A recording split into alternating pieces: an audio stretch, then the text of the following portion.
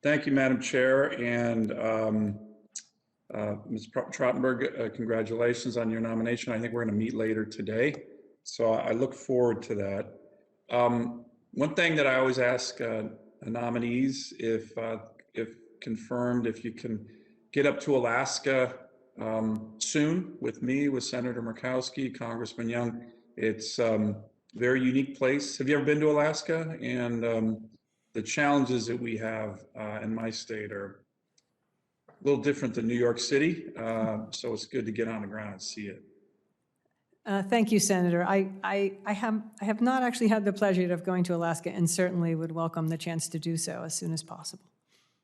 Good. Well, we have a huge list of unique challenges. One of which is, I always like to say, we're a resource-rich but infrastructure-poor state. We have less roads than Rhode Island, paved roads, and we're 491 times the size of Rhode Island. I'm sure we have a lot less roads than New York, and yet we're, I don't know how much bigger, but several times bigger than New York. So one of the challenges that we have with regard to building out infrastructure is permitting. And there was some executive orders that the Trump administration put forward, one of which was a single federal decision-making order. I think it was very welcomed by both Democrats and Republicans, because what it did, it didn't focus on cutting corners, it focused on streamlining permitting for major infrastructure projects. You know, there's a lot of talk about big infrastructure. I think a lot of us certainly support that, but we've had situations in my state where it takes years, sometimes decades, to permit infrastructure projects. The chair of this committee, there was she might recall, there was a witness who testified a couple years ago about the expansion of a new runway at SeaTac Airport.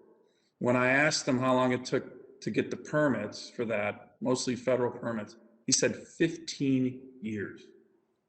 15 years. SeaTac, expansion, runways. Can you give me a sense of your views on how we can address this?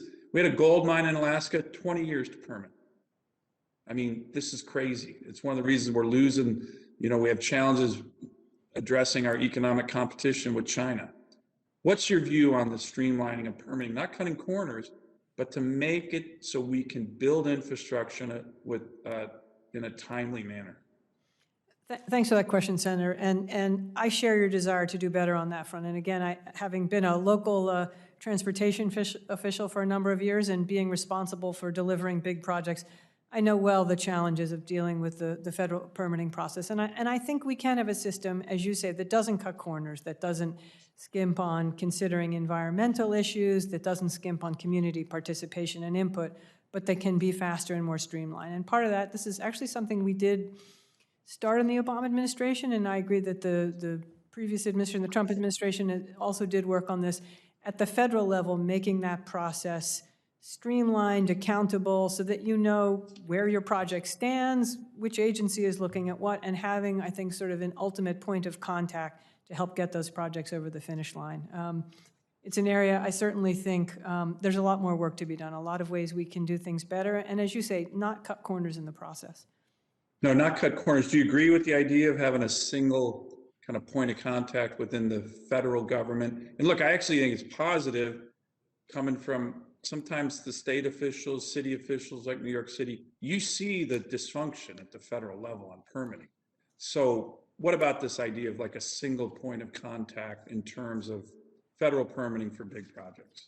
I think that would certainly be the ideal, and I know there are other countries, Canada comes to mind, where I think they're able to do more of that. I think something we'd need to work with you all on, part of the complexities of the federal permitting process is, you know, statutorily there are a variety of federal, as you know, Senator, a variety of different federal agencies involved that have their own statutory mandates, but I certainly agree with you. I think this is an area where sort certainly local and state transportation officials all over the country would welcome the chance to try and make this process work better. I want to talk to you really quickly about your oversight on aviation. A couple things. This committee has had bipartisan support for essential air service. Can I get your commitment to continue to fund that important program, particularly for rural communities? You have a commitment. I know the Biden administration feels strongly that we want to make sure we keep that program robust. And the FAA has been up to my state a number of times. We are, again, over 82% of the communities in Alaska are not connected by roads. So you either have to get there by a river or a snow machine in the winter or aviation. And that's why essential air service is so critical. But the other thing, we lack the infrastructure at many of our airports that the vast majority of the communities in the lower 48 would be shocked by. And for that reason, we typically have much higher accident rates than the rest of the country.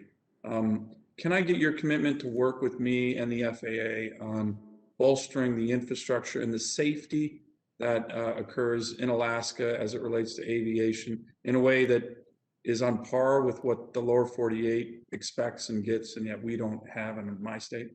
You have my commitment on that, Senator, and I know you mentioned that at the Secretary's hearing, and was very troubling to hear the safety challenges you have in the Alaska aviation sector. Certainly want to help work with you on that if confirmed.